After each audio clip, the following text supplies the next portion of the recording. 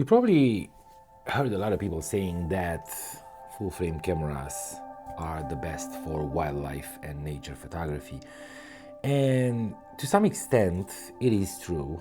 But if you are starting into doing wildlife, nature, landscape, I would say choose the right camera that you can afford and try to invest in lenses more than just the body. Today, we're talking about a camera that I previously mentioned in my last vlog video when I was shooting wildlife in the park. And this is the Nikon Z50 II or Z50 II. And let me tell you a few things about it after 5,000 photos shot with this camera and what I think about it, what you can do with it. Is it a camera that you might consider? Is it a camera that might suit your needs?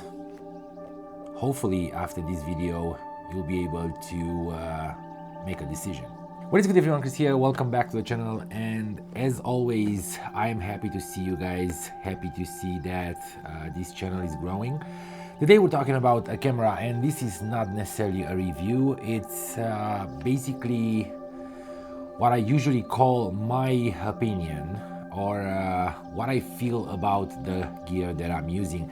And I recently bought this beautiful APS-C camera. This is the Nikon Z50 Mark II. And there are a few things I want to tell you about it after I shot probably around 6,000 photos, 6,000 photos with it. And I have an opinion, and I bought it because I need it, because I sold my Z30 and I don't have a camera to film me right now. Actually, the Z8 is filming me right now to be able to do this review, but this will be the camera that's gonna film me, and actually it's gonna be the backup camera when I'm going outside to shoot nature and wildlife and all that kind of stuff. So let's start with the beginning.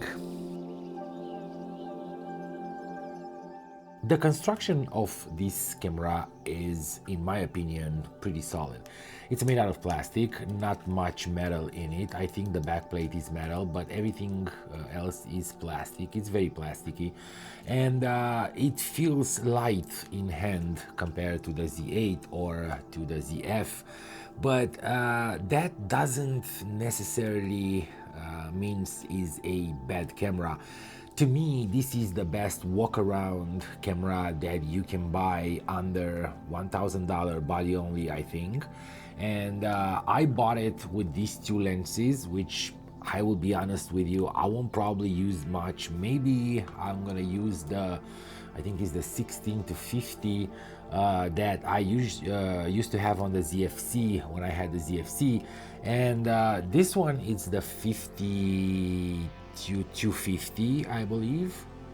The zoom lens, the telephoto lens, that makes it actually a 75 to 300, which is a pretty, let's say, common zoom lens for all these bodies, cheaper bodies. Now I bought it new, and it came in this beautiful box. If you want me to tell you fast what's inside, not much, and that some things are kind of weird. For example, it comes with the cable that you can charge it via USB-C, because there is no charger per se in the camera. Also with the battery that's right now in the camera, and with the protection, the infamous strap that nobody uses, or I don't, and obviously the two lenses and the caps. Now I don't want to be the picky person around here, but Nikon, I think you can do better than this. No offense, but what is this?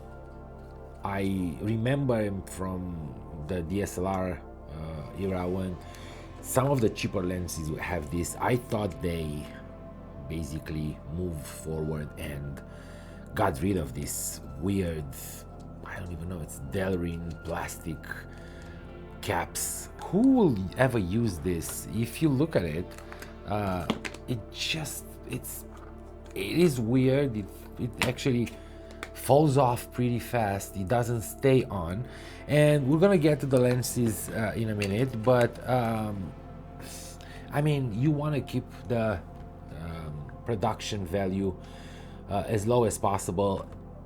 I don't think this would save you a lot of money, Nikon. So just put some normal, you know, hard plastic caps on the cameras, and that will help protect the lenses, and you guys might not get the warranty claims that you get when it comes to these small lenses. All right, so it came with two lenses, the 16 to 50 and the 55 to 250, which covers basically from a wide standpoint, 24 millimeter in full frame, and up to 300 millimeters basically in full frame, which is pretty good. Like I said, the build is pretty solid, and I really like the way they came up with this deep grip, and even on my hands it feels pretty solid. I can grip tightly. My pinky goes a little bit under because it's normal, but I think I can tuck it in and be able to use these two custom buttons right here even better. So the build is good, though it's plastic.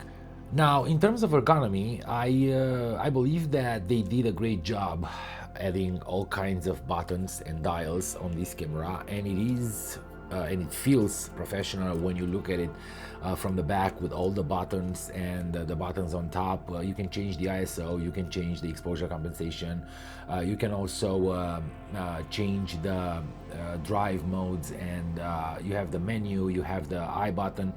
You don't have an AF on per se button on the back, but you can use the AEL, AFL button as an AF on button. Actually, you can customize this camera right like the Z8, with a few exceptions. Obviously, that's a professional camera. This is not. It's more like an entry level or an, let's say, intermediate level APS-C camera.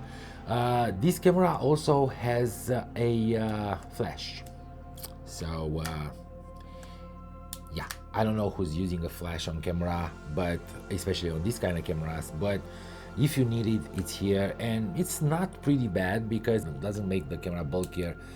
It actually stays tucked in pretty well. It does have the mode dial right here, and you also have three user customized options or settings that you can basically set up for video and shooting for photography. Normal video record button on the top. You can switch to put it on the shutter button for video if that's what you were trying to do. Also, two FN buttons or custom buttons right here in front, just like the Z8 and the Z9 and the ZF.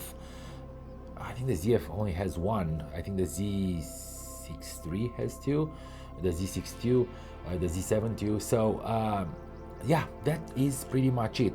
The viewfinder is around, I think, 2.4 million dots, which is not bad. It's pretty sharp, pretty big, not the biggest, and that is a problem, especially when you're shooting in let's say street photography or portraits, when you need that big image in front of you so you know exactly what you're shooting, even like wildlife. But it didn't bother me at all. The screen is a flip out screen or a flippy screen or whatever it's called, and it can be safely tucked back when you're putting in the case so you don't scratch it. I usually use those screen protectors on all my cameras, and this one has it from day one.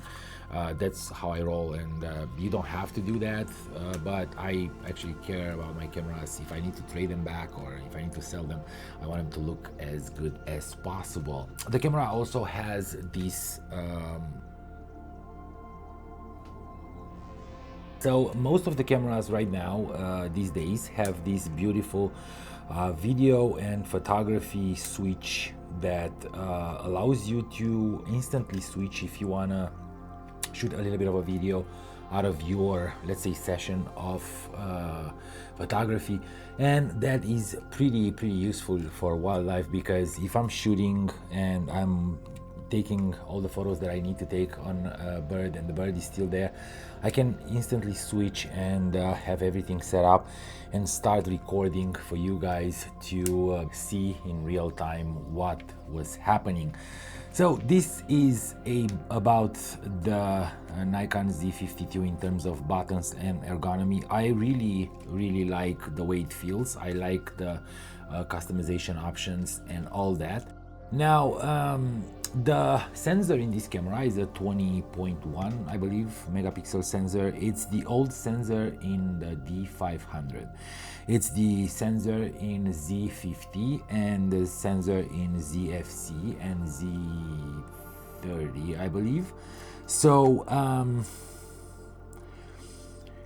I don't want to talk about it. I think a lot of people already bashed this sensor. It's not a bad sensor, obviously. It's not a sensor that will give you a bad image quality. It's a pretty good sensor, but it gets a little bit long in the tooth. And I'm talking about dynamic range, and I'm also talking about image quality and low light performance.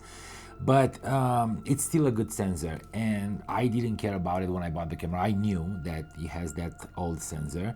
I shot it on the Z30 and I was happy with it. I shot it on the ZFC and I was actually pretty happy with it. This camera's low light performance is not bad at all, especially with the ability to reduce the noise in your images, or the digital noise in your images. Now in software, with a lot of softwares, Adobe just released one of their enhanced version, the newer version of the enhanced for denoising the image, and it works pretty well. That happened after I bought the DxO Lab, because that's what's happening all the time. But comparison wise, I think the DxO is a bit faster, but the Adobe does a great job. So we don't really need, or we don't really care about low light anymore. And I've seen a lot of photographers, wildlife photographers, using OM systems, Olympus, Panasonic, Micro Four Thirds cameras that will give you a little bit more noise in the image because of that small sensor, but the images still look amazing, and they clear up pretty nice. So this is with the sensor, and I am honest, I kind of hate that. I would have loved to have a 24 megapixel sensor in this camera, and an updated sensor that can provide more dynamic range.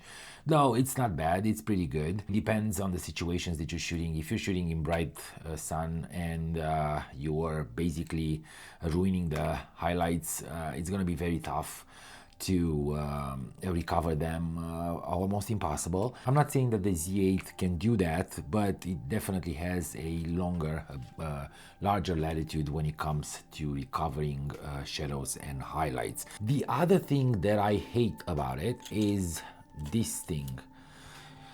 This is the NEL 25A, I believe.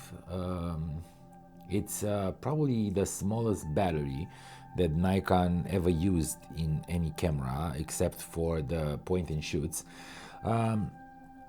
It's tiny. You get probably 300 shots out of it. In wildlife, if you're shooting fast bursts, I would say 280 to 300 shots. I didn't test it properly, but that's what I kind of got out of it. The worst thing is that they don't include a charger in the box, so you don't have the ability to charge this. You have to plug it in, and that's a plus, that you have an USB-C port right here, and you can plug it in, and actually you can shoot while charging. The camera has also a mic input and a mini, I believe it is, and it has the 3.5 jack for monitoring the audio through your headphones, and it has a mini HDMI, but that doesn't bother me because, let's say, I'm not using this camera to film professionally with, so it's not gonna be banged up pretty much. Never, because I will use it here in studio or outside if I want to film myself while I'm telling you guys about the situations that I'm encountering while I'm shooting wildlife. Now, how does it feel shooting with this camera and actually creating images? And I'm gonna start putting images while I'm talking so you can see what this camera actually can do.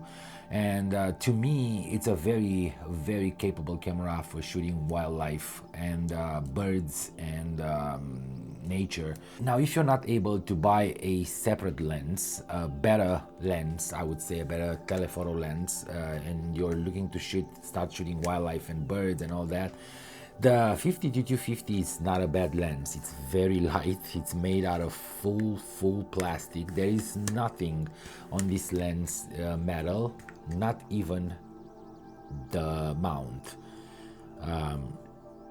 I don't want to talk about it. This to me seems very cheap, and seems like Nikon was making fun of everyone else building these plastic mounts that will crack obviously in time. It's just a matter of time to ruin them. But this lens is very sharp, even at 250, even at the lowest apertures. I think it's 6.3 at 250. So you will be, let's say, all good with this one, shooting the nature and wildlife and birds for yourself, and not for necessarily a gallery or a presentation, but for social media, for yourself, for running around and capturing the kids playing football or soccer or whatever. I think this is not a bad lens, and the reach is pretty good at 300 millimeters. So this is not a bad lens. This one actually is a great lens to have it for like family photos and all that.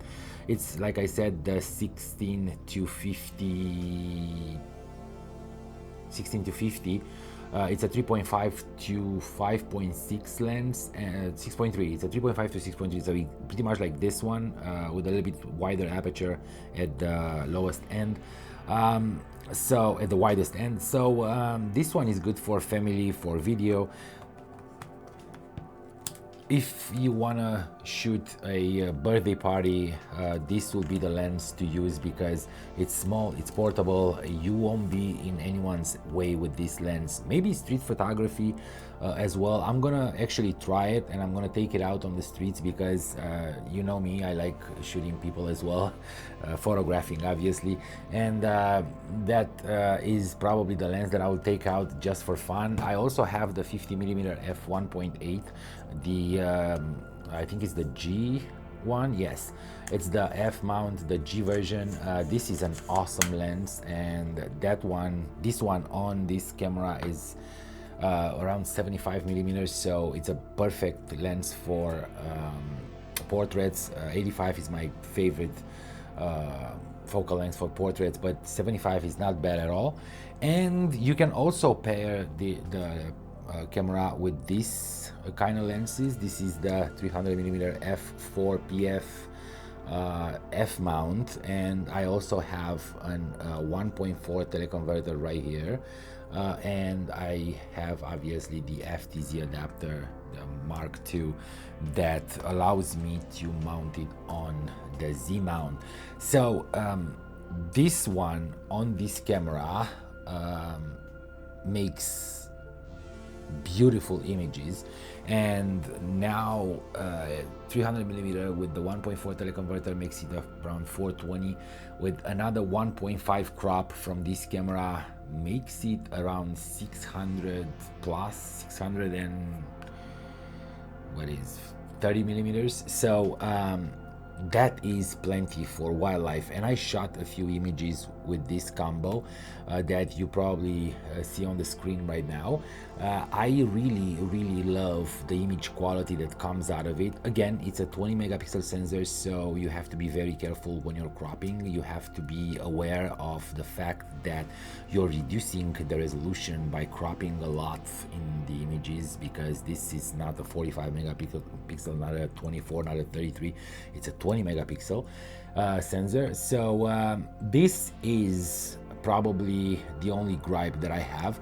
But if you are learning and if you are trying to get into wildlife, this camera will help you a lot, because it will basically push you to learn the most important technique of wildlife, apparently, that I learned the hard way. That is to zoom with your feet or with your body, crawl as close as you can to your subject, or come closer to your subject as much as you can without disturbing the subject. That's very important, without interacting with their environment and basically changing their habits, but as close as you can, and as safer distance as possible to the subject will give you great images. And I prove it to you on this lens, and you can see other images shot with this lens here on the screen. So what do I think about my conclusions about this camera? Well, it's an awesome camera, no question asked. If the sensor would have been a new 24 megapixel sensor, and if the battery would have been an NEL15, probably would have been the best APS-C sensor and camera that I've ever used for that price. Now, I'm not sure if will they be able to hold that price to around $1,000. Actually, this kit that I bought with the two lenses is around $1,400. The prices went up a little bit anyway because of the taxes that they're applied now. So yeah, I think for $1,400 this setup is not bad at all. This camera shoots, and I didn't get into video, I just briefly told you that it's gonna film me. This camera shoots 4K 60, 10 bit, and it doesn't have analog, but it shoots 10 bit, 4K 60. It also shoots HD 120. It shoots beautiful 10 bit image, and you'll see in the videos, in the next videos, it's definitely an upgrade from the Z30 that I had. That was only 8 bit. So yeah, this is pretty much it, guys. My conclusions: buy the camera if you can, if you are into wildlife. The only thing that I didn't mention about this camera is the frames per second. It shoots up to 30 frames per second in electronic shutter. Everything that's up to from 20 frames per second, it's in electronic, and that is a plus because you're not wearing down the shutter. The mechanical shutter goes up to, I think, 11 or 15 frames per second, and that is awesome for wildlife photography. Pair this one with the 180-600 or this old 300mm f4PF, which is a very light lens in comparison, and even with the adapters, it's still light, it's easy to carry it all day. Maybe the 500PF, I don't know, but if you can get the 180-600, which is my next lens that I'm hoping that I'm gonna get sooner than later, I'll probably use this one even more. That is a lens that gives me the right reach for birds in flight. With this, on this camera, it's gonna be, I believe, around 900mm f8, like a real f9, like a real full frame conversion. So yeah, that's it. I really appreciate you guys coming here and watching these videos. I hope you enjoyed this one. I hope it helped you make a decision if you want to buy one of these cameras. I really like it, and I hope I'm gonna have it for a while. I said that about the ZF and the Z30, but apparently I had the ability to upgrade a little bit for what I want to do, and that is a great thing even for you guys. Don't forget to subscribe and also like these videos and share them if you think that someone might benefit from what I'm blabbering around here. I know it was a long video, so I'm not gonna push it even longer.